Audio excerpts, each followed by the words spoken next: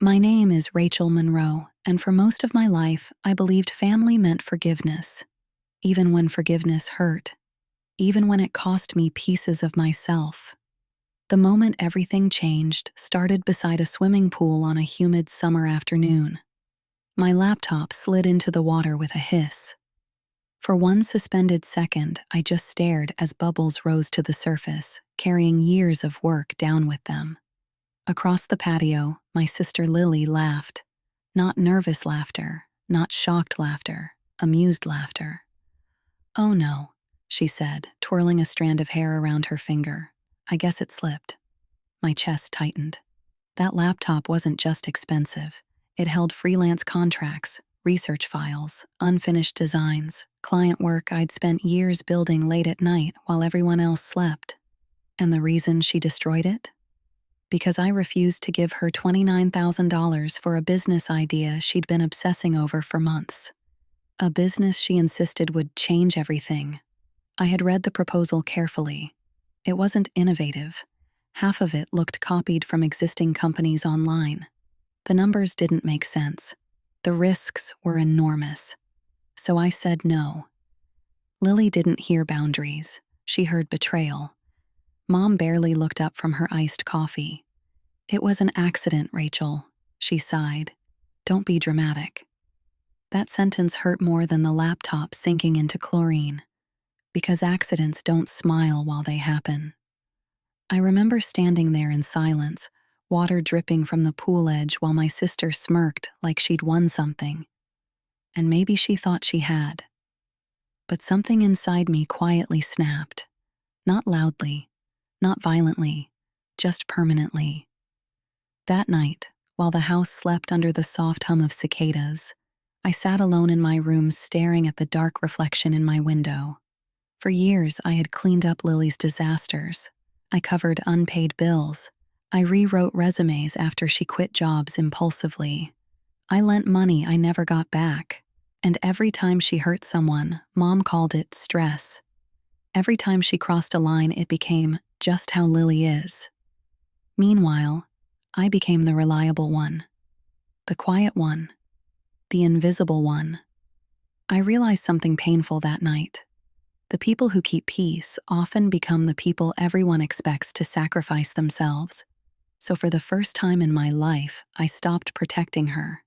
Not with screaming, not with revenge fantasies, with truth.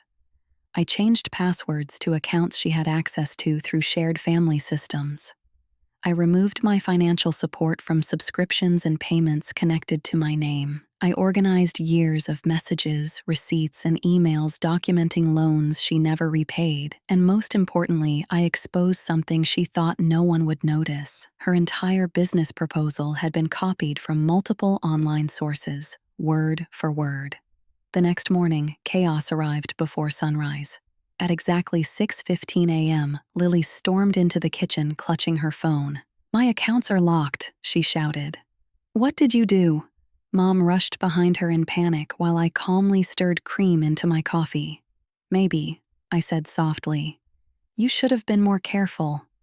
Lily froze. She knew immediately. "This is because of your stupid laptop?" I looked at her for a long moment. "No," I replied. "This is because you finally crossed the line I kept pretending didn't exist." Mom tried to calm things down, but for the first time, I didn't shrink to make everyone comfortable. That confused them more than anger ever could, because people get used to your silence. They mistake it for weakness. Over the next few days, Lily's carefully curated image began collapsing. Potential investors backed away after receiving proof that sections of her proposal were copied. Emails stopped coming. Phone calls stopped being returned. The confidence she wore like armor started cracking. And underneath it, for the first time, I saw fear. One evening, she cornered me in the kitchen, eyes red from crying. "You ruined my future," she whispered. I leaned against the counter, exhausted more than angry. "No," I said quietly.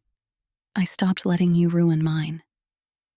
Mom hated the tension in the house, but tension had existed for years. The difference was that now it was visible. Families are strange that way. They'll ignore pain as long as it stays quiet. A few nights later, Mom knocked softly on my bedroom door. "You've changed," she said. I almost laughed. No, I hadn't changed. I had simply stopped apologizing for having limits. "Do you know what it felt like?" I asked her carefully. "To watch my work sink into that pool while both of you acted like I deserved it?" Her expression faltered.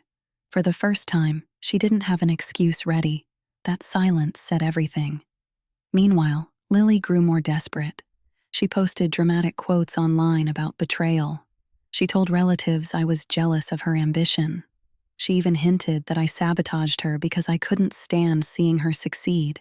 But eventually, the truth became too obvious to hide. People began asking questions. Why had her business plans disappeared overnight? Why were sections identical to existing companies? Why had Rachel always been paying for things behind the scenes? The image she built started unraveling under its own weight, and strangely, the more her world shook, the calmer I became. Not because I enjoyed her suffering, because I was finally free from carrying it. One night, I heard crying through the wall separating our bedrooms. Not angry crying, not manipulative crying, real crying. The kind that comes when there's no audience left. For a moment, I almost got up. Old habits, old instincts. The part of me trained to rescue her no matter what she did. But I stayed where I was. Because healing sometimes means letting people face the consequences you spent years shielding them from. The final turning point came a week later. Lily walked into the kitchen looking smaller than I had ever seen her. No makeup, no arrogance, just exhaustion. "They froze everything," she whispered. "I can't even apply for jobs without people recognizing my name now." Mom immediately turned toward me. "Rachel, please help her." I looked at my sister carefully, really looked at her.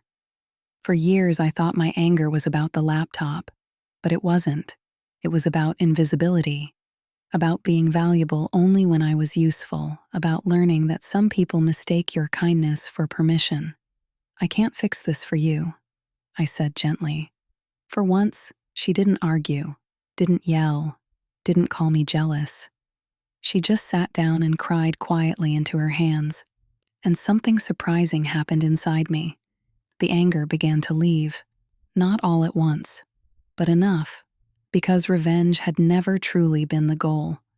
What I wanted was acknowledgement, truth, boundaries, respect. The next morning, I walked past Lily's room. Her desk was empty. The giant vision boards for her business were gone. The endless stacks of copied plans and fake projections had disappeared. She was sitting quietly by the window, staring outside. Not defeated, just finally honest. And for the first time in years, the house felt still. Weeks passed. I bought a new laptop with money I had saved carefully over time. I rebuilt my lost work project by project. Slowly, clients returned. Opportunities returned. Peace returned. Mom began speaking to me differently too, more carefully, as though she finally understood that constantly excusing one child can deeply wound another. And Lily, she eventually got a regular job. Not glamorous, not flashy, but real. One evening, months later, she knocked on my door. "I was awful to you," she admitted quietly. No performance, no manipulation, just truth. And somehow, that mattered more than any punishment ever could. I didn't magically trust her again overnight. Healing doesn't work like that. But I finally understood something important. Boundaries are not cruelty. Sometimes they are the first honest form of love a family ever experiences.